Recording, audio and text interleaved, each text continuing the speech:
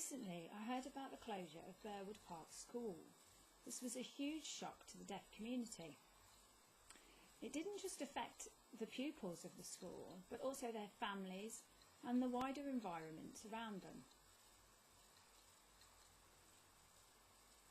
I'm not sure why Burwood Park School's closed. I do know that there has been, over recent times, a history of deaf schools closing. I think this is linked to the Mainstream Education Act of 1981, wanting inclusion for all. Burwood School was very well known. It was similar to Oxford and Cambridge. They have a healthy competition with regards to their education, and this is similar with Burwood and Mary Hare Grammar School. I don't know what the future holds though. I feel that perhaps Burwood School closed because they failed to recognise the need to change their educational methods to meet the needs of the children.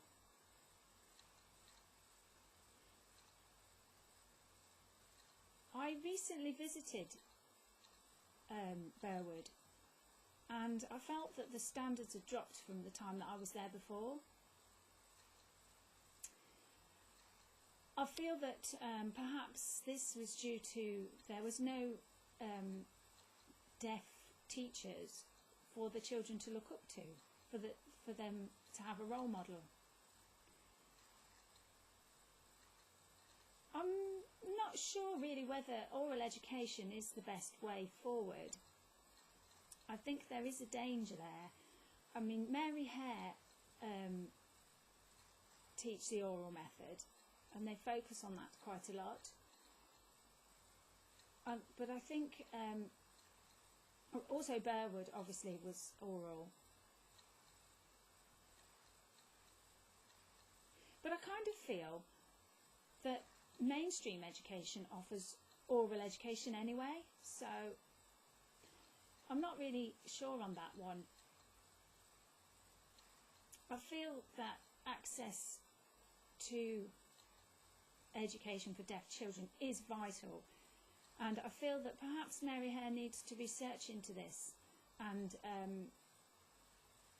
consider the history of and traditions of deaf education, and because of the shock of Burwood's closing, hopefully they will be able to continue this research and improve the education of the children.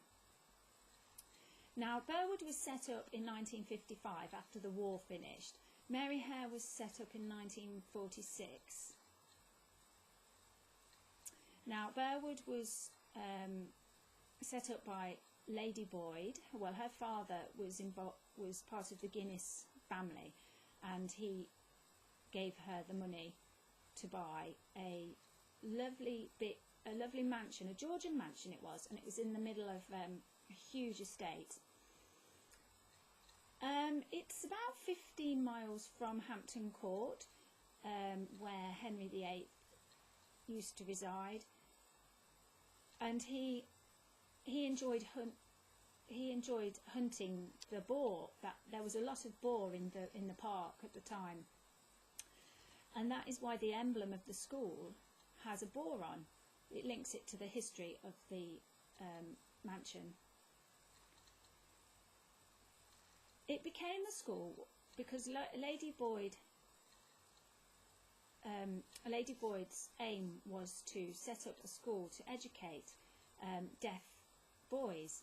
There was about 42 boys when it started, and the aim was to educate them into, well, to give them the skills for work, for their future jobs, so such things as industry or art, things linked, important jobs that came as a result of the war.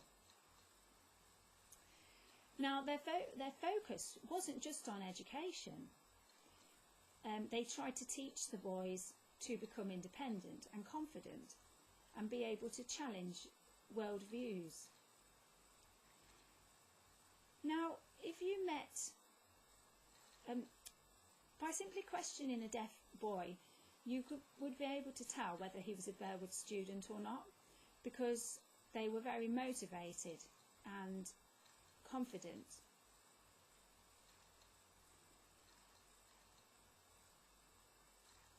Burwood Park was vital,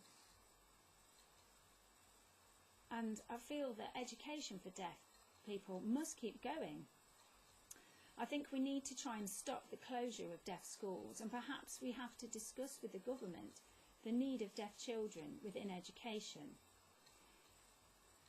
Perhaps to include things such as Manchester has a communication policy.